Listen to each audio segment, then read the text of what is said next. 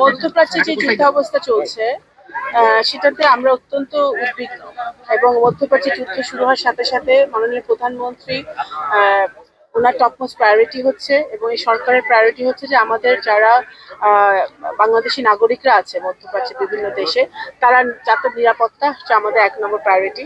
আমরা আমাদের মিশনগুলো সেখানে সকল দেশে অত্যন্ত নিবিড়ভাবে পর্যবেক্ষণ করছে। ওনারা নাগরিকদের সাথে যোগাযোগ রাখছে বাংলাদেশিদের সাথে, তারা যেন নিরাপদে থাকে, তারা যে সকল কর্মসংস্থানে তারা কাজে আছে তারা যেন নিরাপত্তার সাথে কাজ করতে পারে সেটা আমরা আমাদের মিশনগুলো দেখছে। এবং যারা ফেরত আসতে চায়, যেমন আমরা ইতিমধ্যে আপনারা দেখেছেন ঠিক রোজার ঈদের আগের দিন রাতে আমরা আল্লাহ রহমতে 186 জন বাংলাদেশিদেরকে আমরা ফেরত আনতে পেরেছি বাংলাদেশ বিমানের একটা চার্টার্ড ফ্লাইটে।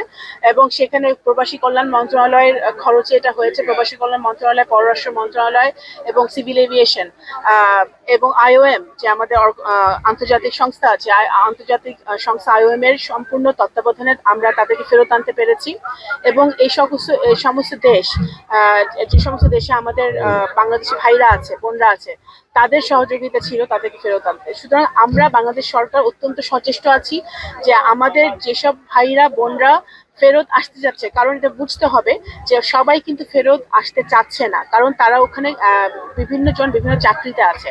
যারা ফেরত আসতে চাচ্ছে সেটা ডিপেন্ড করছে ওই সকল দেশের যুদ্ধের অবস্থার উপরে। তারা যদি নিরাপদে থাকে তারা প্রেফার করছে ওই দেশে থেকে তারা কাজটা কন্টিনিউ করতে। কিন্তু যারা ফেরত আসতে যাচ্ছে, যাদের জীবনের ঝুঁকি আছে, তাদেরকে আমরা সরকারি খরচে চার্টার্ড ফ্লাইটে করে যতগুলো ফ্লাইটই লাগুক আমরা তাদেরকে ফেরত নিয়ে আসবো। এবং যারা ওখানে আছে তারা যেন নিরাপদে থাকে সেটা আমরা সর্বোচ্চ চেষ্টা করছি। আর একটা প্রশ্ন হলো যে শেখ হাসিনা তো বিচারের রায় হয়েছে, সেই রায়ের বাস্তবায়নের জন্য আপনারা কি সেই বাস্তবায়ন নিয়ে বিএনপি সরকার সচেষ্ট আছে।